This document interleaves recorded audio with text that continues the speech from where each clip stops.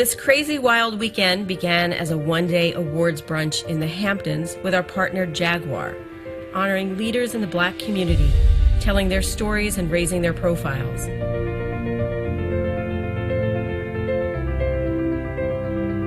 Seven years ago, when Denmark West and I decided to collaborate, we committed to making a few new shifts happen.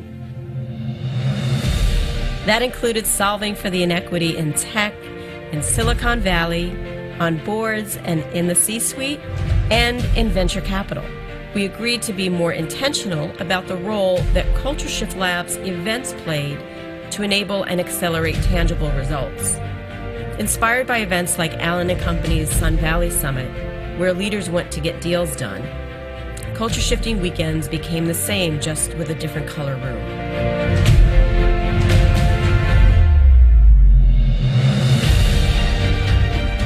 So this crazy brunch idea evolved into Culture Shifting, a weekend of technology, innovation, social impact, and investing that we expanded to Silicon Valley in 2015. Our growing ecosystem of diverse subject matter experts said they had enough of fruitless events, handing out business cards, and education without outcomes. They were hungry for actual transactions.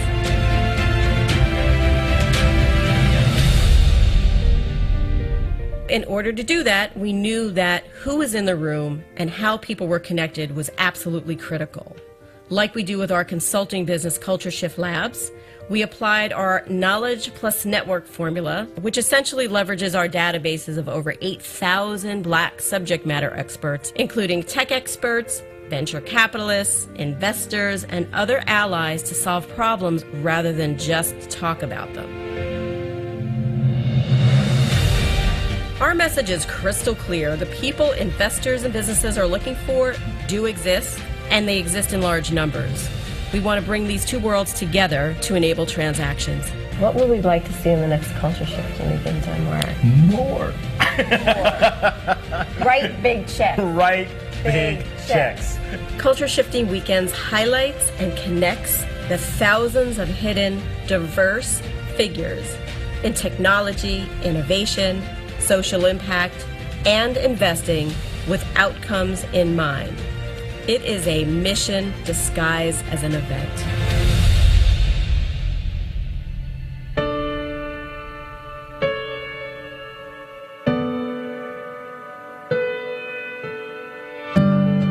Our focus is on building community with an abundance mentality and a generosity behavior. We're enabling success and wealth creation in the Black and Latinx communities. And after 10 years, we can honestly say it's working. It works because VCs, investors, sponsors, and the incredible advisors and host committees show up, and that's what it takes. It works because we've enabled over $100 million to be invested into the GPs who show up, and that's just in 2 years. And more deals are actively being vetted. It works because the community we've uncovered of Black and Latinx VCs has grown to over 300, and now we've developed the nation's largest database of this ecosystem. So take a moment, look around this beautiful room. You're surrounded by a vast and growing ecosystem that extends far beyond what you can see. Within Culture Shift Labs' database of over 8,000 and an ecosystem of over 100,000 people, every single one of them wants to see each other succeed. That's the brand that we've built. 200 of you are here this weekend to do just that. Let's take that 100 million that we've enabled so far and make it 300 million. Why not? Happy 10th anniversary to us and to all of you. It's with you and through you that we do make shift happen.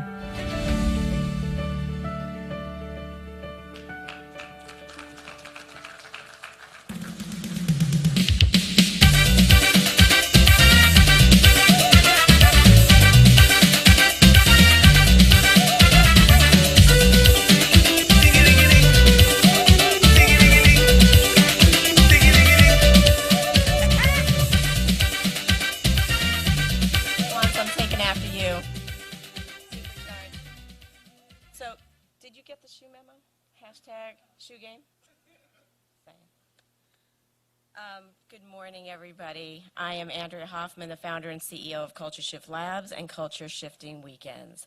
And this is my partner, Denmark West, the Chief Investment Officer of Connectivity Capital Partners. By a show of hands, how many people were here yesterday? Okay, so there's only a few of you, so the good news is, I won't go through my speech again.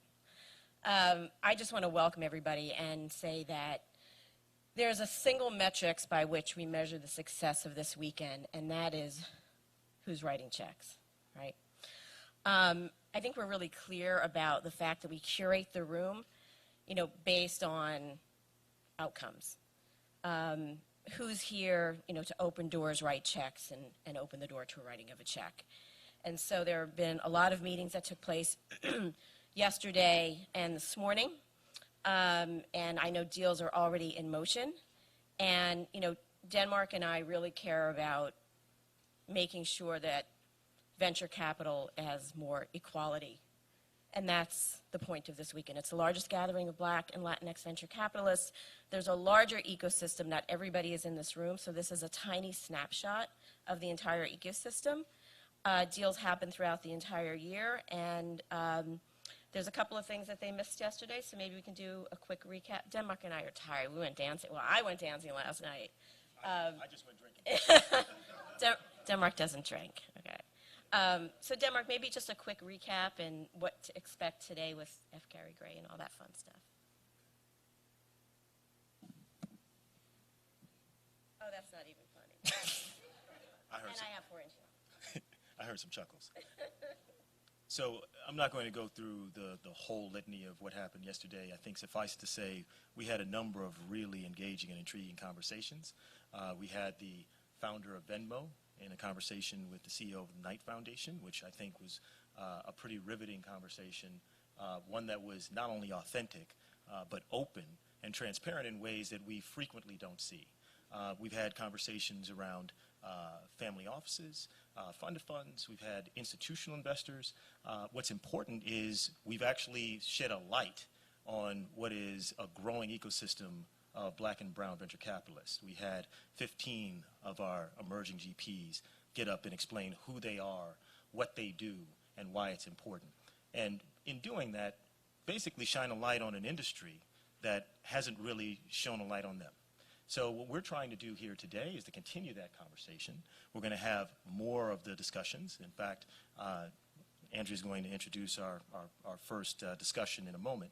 But throughout the day, what we're trying to do is we're trying to provide more inspiration, more education, and to hopefully meet our aspiration of getting more people funded.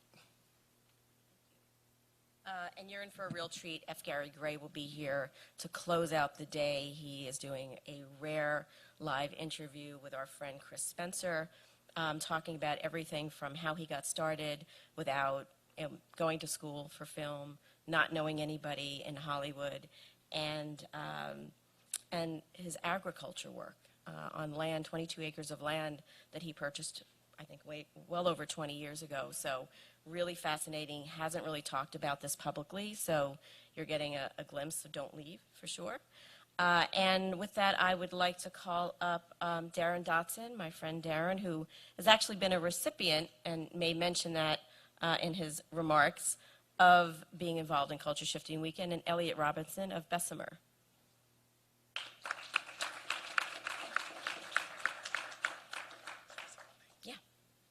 So while they come up here, I do want to add one more point. It's not lost upon us that you're investing your time on a Halloween weekend, on a Saturday morning, to be here with us.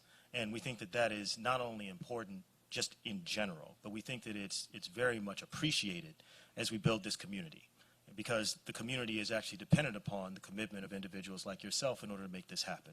So we want to say thank you sincerely. And we want to use this to acknowledge the point that the fact that everybody's here is actually indicative of the power of the network. So thank you all. So, Elliot and Darren, you can come on up. I'm just going to add to that, while Elliot and Darren are coming up. No, please, you guys are so polite. We actually had a little section yesterday called Your Health is Your Wealth, and it was brought to you by VMS, one of our partners. I brought my personal coach, so for those of you who weren't here, he's my personal fitness coach. I was having some health issues, and he's really helped me a lot. So he's an certified energy coach, as well as a fitness coach, nutrition and all of that. And so because Denmark and I really believe that your health is your wealth, we are going to keep including that in the Culture Shifting Weekends. So if you missed him, we'll be sending that information around. because if you're not thinking about self-care and you're not putting yourself first, you're not helping anybody. So on with the show.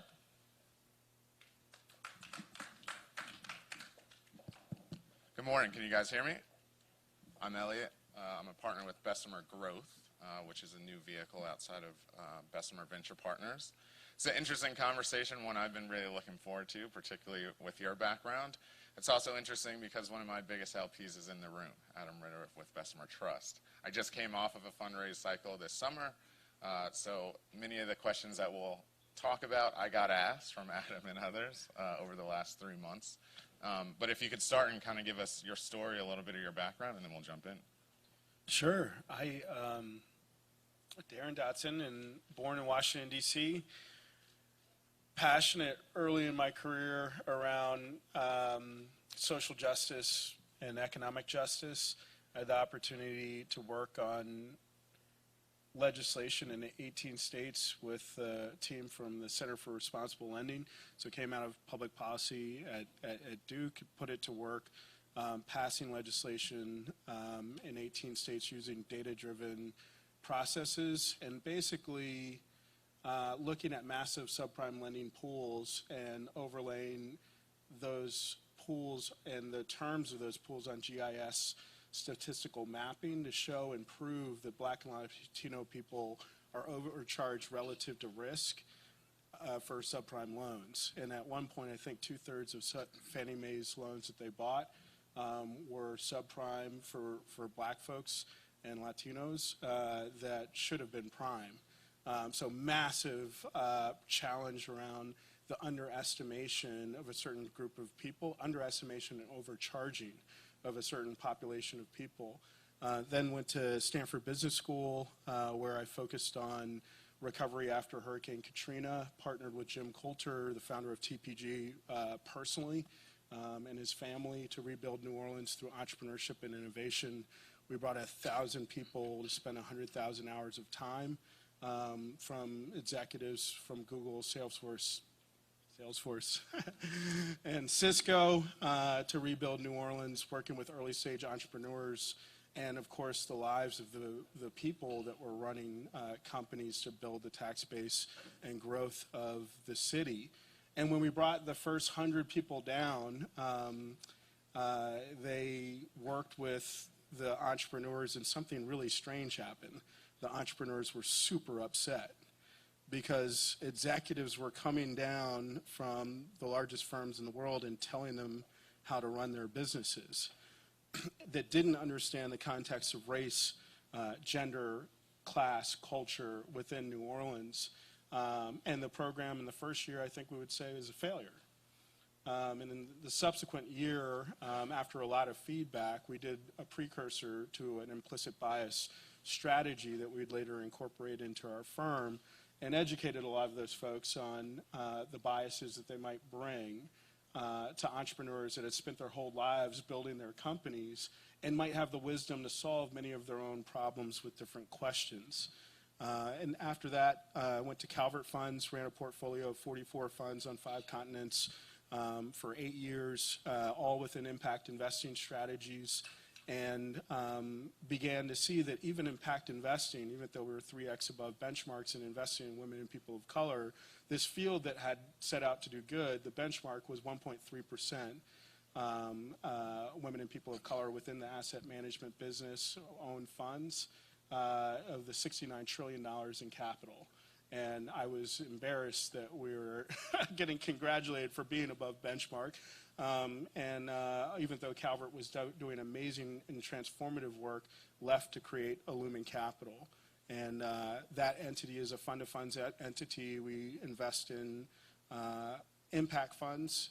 We reduce racial bias within those funds. 10 years of implicit bias training informed by our Stanford research team that is one of the, includes the preeminent scholars in the world in implicit bias reduction in social psychology, incorporating some of those learnings from New Orleans and inviting people down so that they don't have biases towards underestimating the humanity first and the value that that humanity represents of the underlying portfolio companies. Of course, we train ourselves as well because we're all subject to bias, and it's something that affects all investment decision-making processes.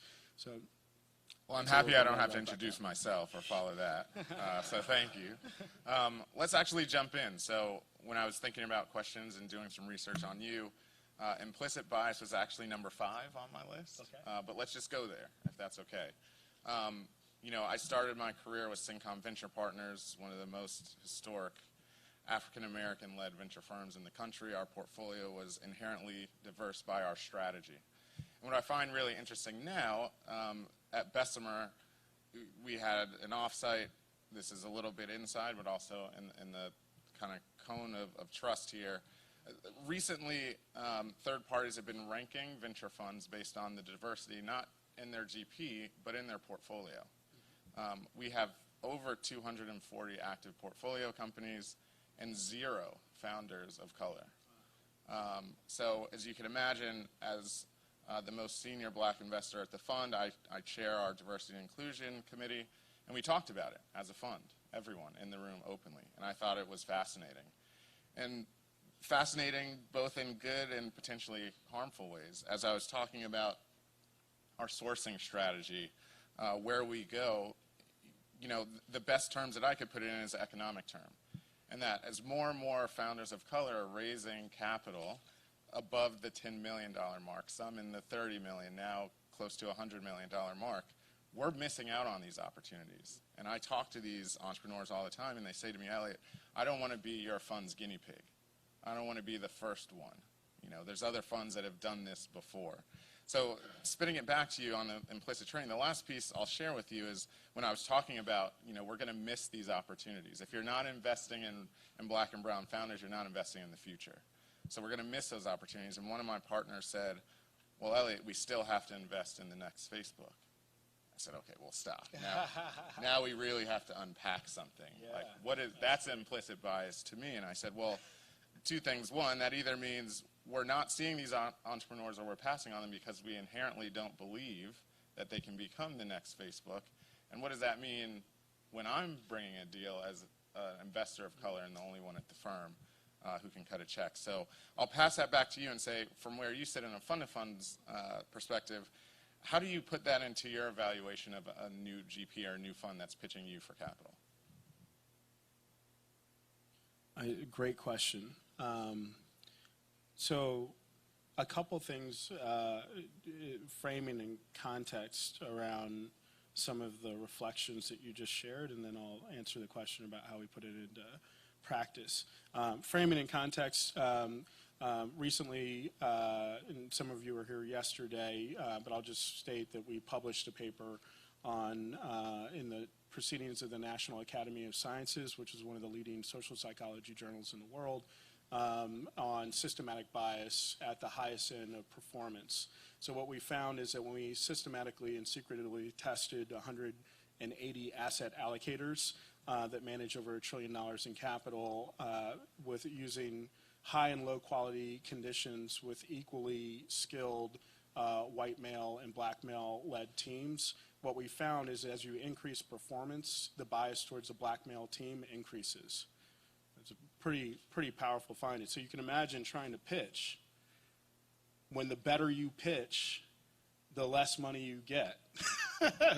The better your track record, the less capital gets allocated. Strange finding, right? That's a, but as strange as it may seem, it is also a competitive strategy.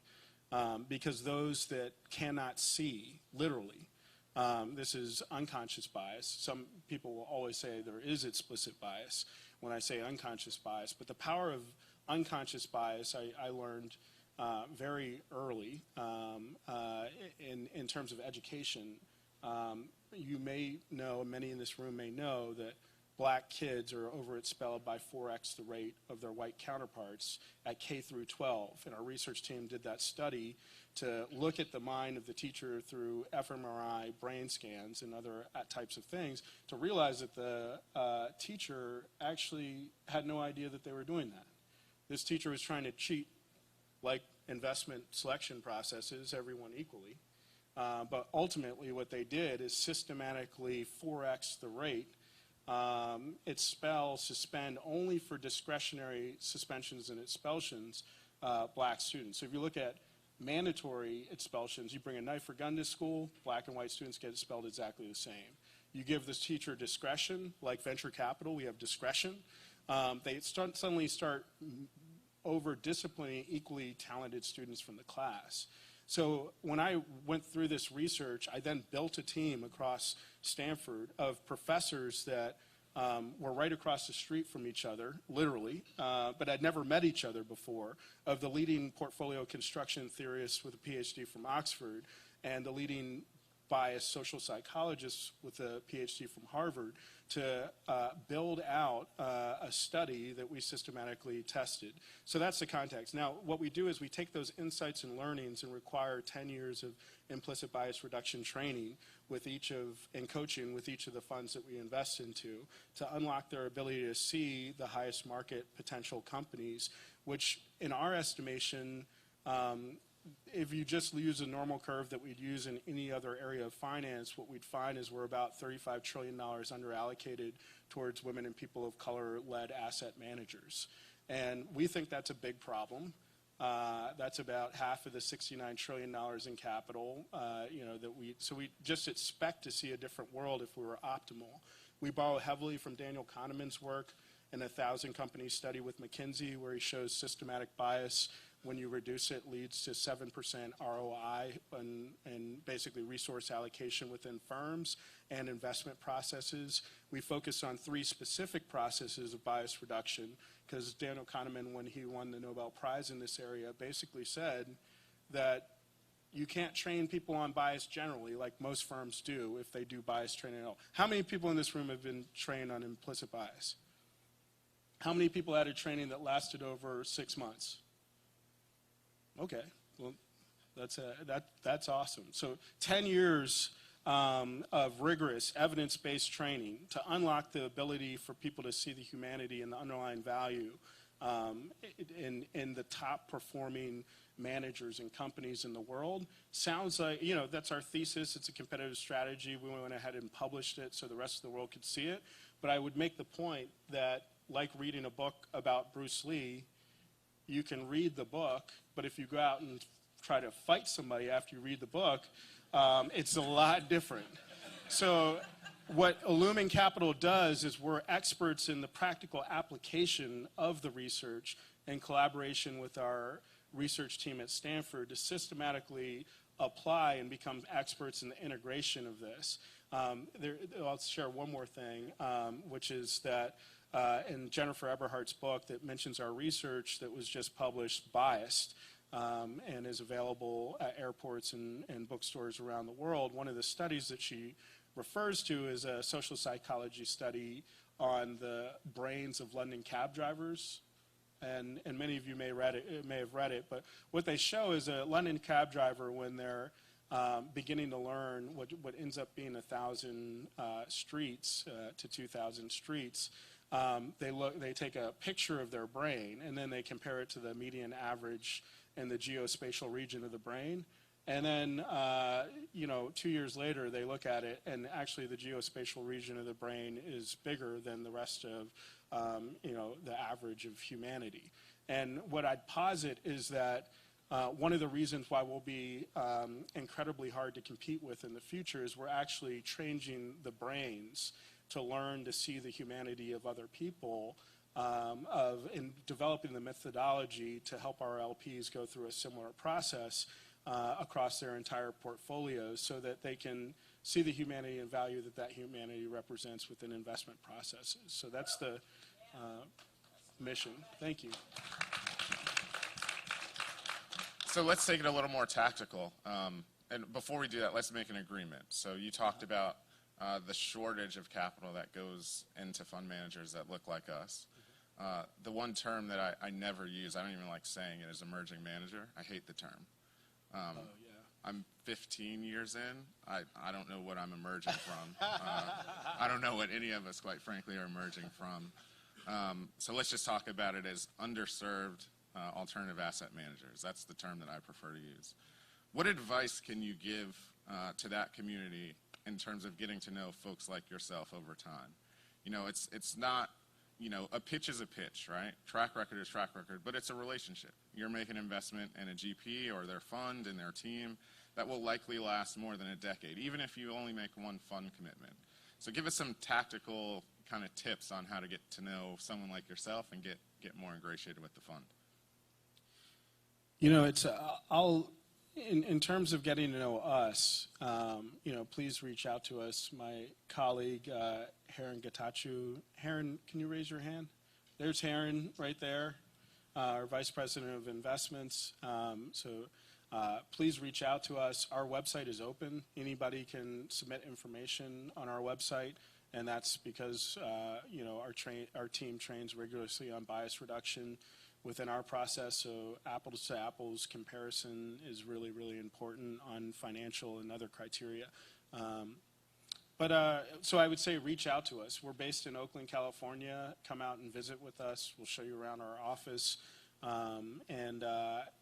know, it is a relationship, and I think you said it. Now, pitching, one of the things that Dr. Eberhardt, I'll try to give you one tip, because there's so many, and we'll try to publish, and we began an area of research on, this is hard for me to answer this question, and so let me first address the context of the question.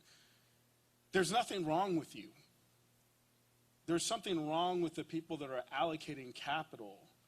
So, and the challenge for all of us is to challenge them to do the work to see you. You're awesome as you are. And people cannot see you empirically. And the better you perform right now, the better you pitch, the less they can see you. So we have to begin with an understanding of the problem. People are trying to fund the pipeline of entrepreneurs of color. I'm looking around the room, and people are here. You know, if you go, there are people looking for engineers in tech companies all over Silicon Valley, and they've never been, you know, to see, you know, the incredible work of NSBE or other organizations. So we have a structural problem, and it requires a structural solution. And that structural solution is a movement of many of us coming together to hold our pension funds accountable, to do the work. So the last the last op-ed that I published in the Pension Investments magazine with Dr. Jennifer Eberhardt, the preeminent scholar in implicit bias social psychology, part of what we did is attack fiduciary law, because there's no way you can be a fiduciary and systematically be biased against people leading the highest performing funds in the world.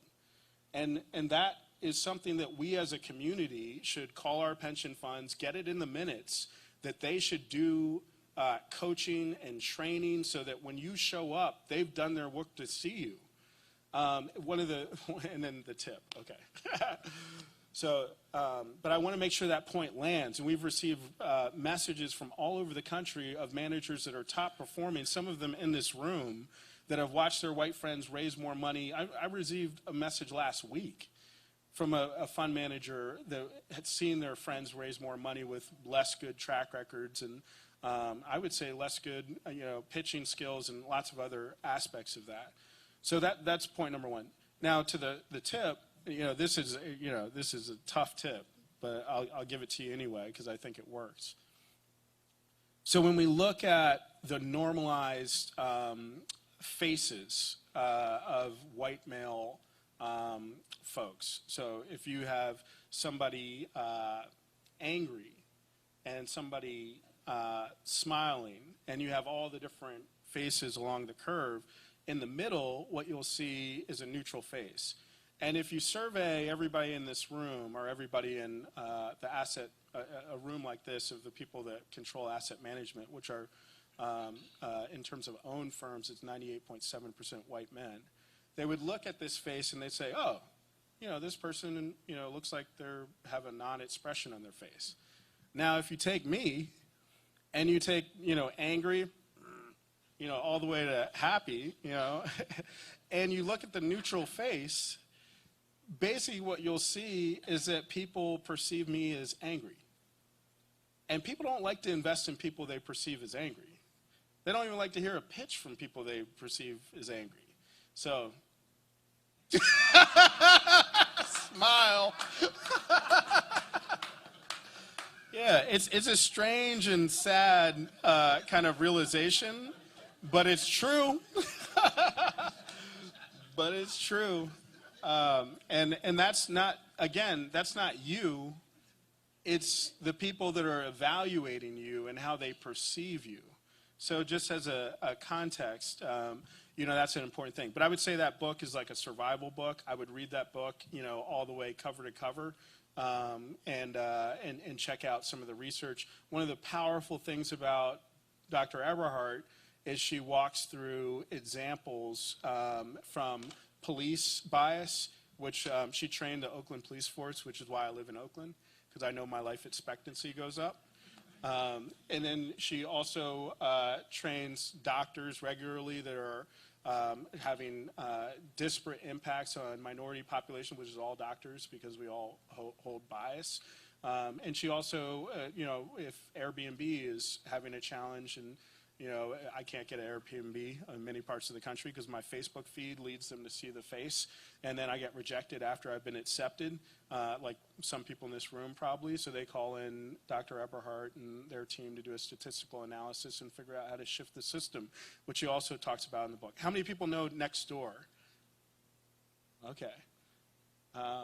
So Nextdoor is an example in the book. You may, for those of you that don't know, this is a neighborhood community technology where people will say, there's somebody suspicious in my community, like me in Palo Alto, walking down the street. And they'll because they think that somebody's suspicious because they're black, they will report them, or historically reported them. But Dr. Eberhardt and the team that we work with went into Nextdoor and said, hey, let's use the Nobel Women Prize strategy that Thaler came up with of choice architecture, and look at, rather than just there's an opportunity to report somebody because they're black to your neighbors as a suspicious person and send the police, let's ask them a couple questions. Do they have a knife or gun? Are they harassing people? Are they doing this or that or this or that? And one of the options isn't there's a black person walking in my neighborhood and I want to report them to the police. So when you think about the equivalent of that within investment processes, what is the choice architecture that we would need to leverage to do what Daniel Kahneman said, which is in Thinking Fast and Slow, which is to slow down when we're making system one-oriented decision-making processes in our automatic mind, to see the mistakes that we might make automatically. Okay. I want to talk a little bit about portfolio strategy and portfolio construction from your perspective. Having started my career on the early stage venture side, primarily Series A and B, now finding myself the last 7 years of my career focused on growth. I believe you guys do venture, growth, and private equity, if I read correctly. Walk me through, if you've got 100 points to deploy, how do you look at venture versus growth versus private equity? And in today's market, how do you think about balancing that portfolio? Well, great question. And I can go more in depth into this in one-on-ones, but I'll give you the high level. So people ask me every day why I don't start a fund, and why would you go and start a fund of funds? Isn't fund of funds like a fad of the past, or And so, basically I have an investment thesis, which is that we have a structural problem, we need a structural solution. So just to begin with the philosophy, by investing in 10 funds, there are huge abilities to help them together to see the area in which we're in. So, and making sure that they're in different stages of the ecosystem is incredibly important. Because if I went out and started a fund and started to train some companies that I invest in to reduce bias and hire more black people and stuff like that, then there would be a huge problem. Because when I perceive the value of that, then they have to go out and raise money from somebody else that has never thought that they would be valuable. So by creating an ecosystem and a collection of funds across private equity, venture, and growth, which are all areas that I invested in while I was at Calvert, so I have experience in networks in each of these different verticals, then we suddenly have a hunting and pack philosophy where many people can work with each other to concretize and see. And this came from also part of our findings with our social psychology team in this book, Clash, that Dr. Hazel Marcus wrote. One of the things that she found was that good people in organizations that don't want to change and become less biased, people that are not biased, and trying to make decisions that are not biased, trying to find entrepreneurs of color that they believe are the highest performing firms, what happens is they go back to their team, and their team's like, I don't know what you're talking about. I know what you're saying, but there's something in my gut that just tells me we should check 30 more references on this particular fund manager. That's the way it happens in conversation. So when you begin to get down to these feelings, those people often revert back to normal within their organizations. So we require all of the partners of firms to go through 10 years of implicit bias training for that reason, so that they together can see together. But then something else happens at the fund level. So once you have a fund that is thinking differently in a pack, if they are basically a part of an ecosystem with other funds that aren't, they begin to revert back to normal because they have co-investors and others. So the reason why investing in 10 funds is really important is so they together can see that process along the stages of investment capital from growth to private equity to venture. So that's a little bit about the philosophy, and I'm happy to dive deeper into the details in one-on-one conversations. And as a follow-up to that, Oh, Q&A, even better.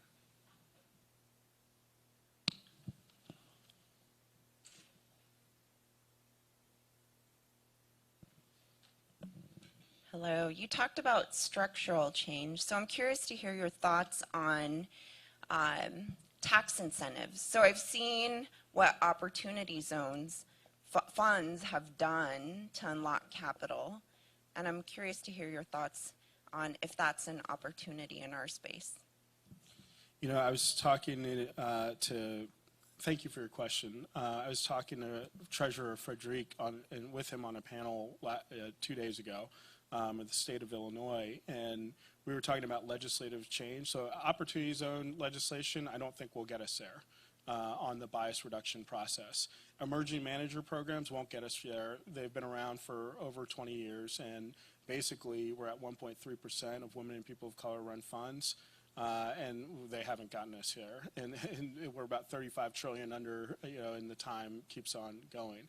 So, this is 50 years since Martin Luther King was assassinated, and we're still wondering why we're at 1.3%. So what I'd like to see is, when you look at Illinois' emerging manager program in Connecticut's, I think the statistic was given by Sue Twigo, who was also on the panel, that 80% of emerging manager money goes to white men as emerging managers that are out getting started that need support and help. So I think that we have to legislate more specifically that pension funds do their work and find the most talented people in the world and go through whatever process is necessary until they get to a normalized statistical distribution of where we would stand at 35 trillion in the most talented managers in the world. So to me, there are policy solutions that we could look at, but they have to be quite specific in terms of what they're asking for, and they should use data-driven processes. One of the things that is a big challenge for me is that statistical analysis is used in almost every area of investing to achieve optimality except this one. People suddenly think that after they got trained for a day, that they're ready to do weighted cost averaging within the field of understanding the underestimation of people. And just to show you how our process works, use the word underserved. I use the word underestimated, right? Because it's the way that I perceive the field. Because if they were underserved, that would mean there's something about them. And if they're underestimated, that means I got to do a bunch of work. So just philosophically, the language is so powerful in the things that we say and do and the way we commit capital and perceive those that are coming to pitch us. Last question, say your name. Good morning, Ben Shepard. My question is, do you think that there's any work that can be done at the earlier stages? So I'm thinking about like the angel groups and like the other groups that come before they're ready to be, these companies or these organizations are ready to be able to get money from an institutional round. I was curious, what have you seen in terms of the research? Because I've been in a lot of rooms where I'm like the only person of color that's sitting on the other side, and I've seen kind of the same things you're talking about, not seeing the entrepreneurs or thinking that, they're great, but, and they always give kind of different reasons. So I was just curious what kind of statistics you've seen on the earlier side and what work you think can be done for those pools of capital. Great question.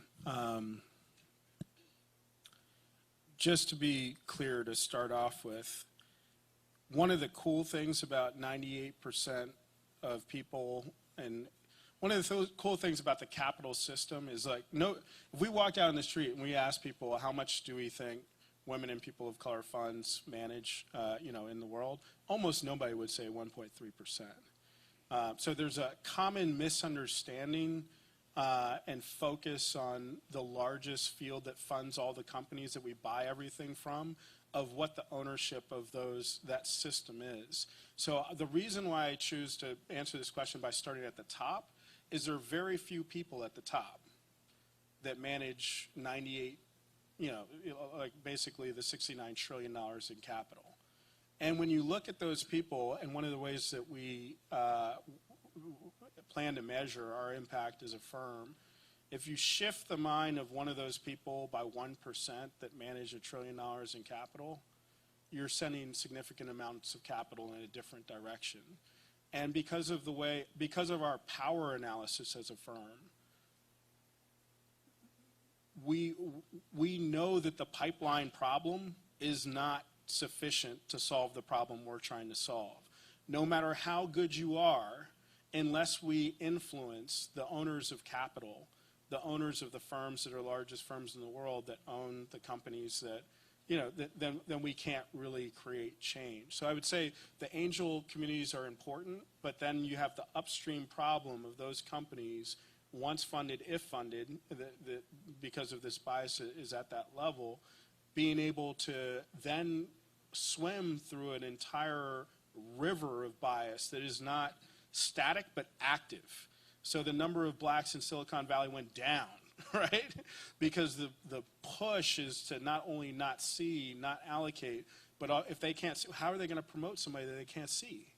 How are they going to hire somebody that they can't? So it's massive and dynamic in its ability to push people out of systems. So that means that we as a community and a room of people have to be active, strategic, and effective in our response, using evidence and science, but also holding people accountable through these different methodologies, including particularly getting our pension fund friends to get on the record that people need to do the work around bias reduction at the fiduciary level. Well, unfortunately, we're out of time. I feel bad for the panel after this one, because you've definitely taught us a ton. And if we could all give Darren a big thank you.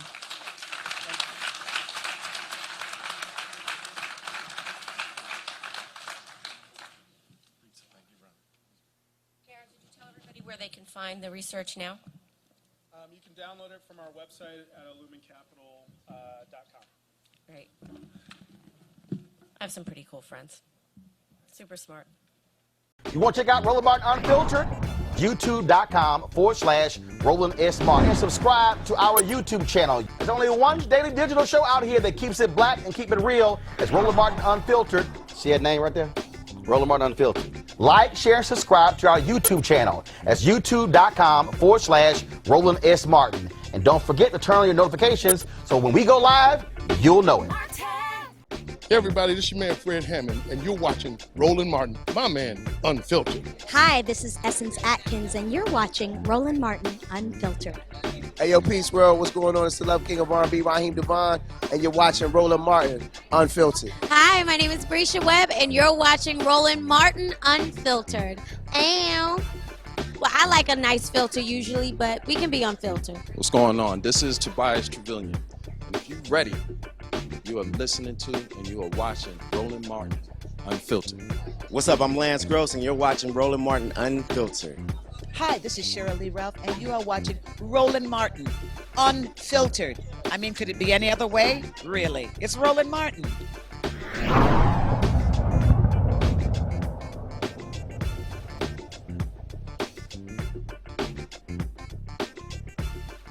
You want to support Roland Martin Unfiltered? Be sure to join our Bring the Funk fan club. Every dollar that you give to us supports our daily digital show. There's only one daily digital show out here that keeps it black and keep it real as Roland Martin Unfiltered. Support the Roland Martin Unfiltered daily digital show by going to RolandMartinUnfiltered.com. Our goal is to get 20,000 of our fans contributing $50 each for the whole year. You can make this possible. RolandMartinUnfiltered.com.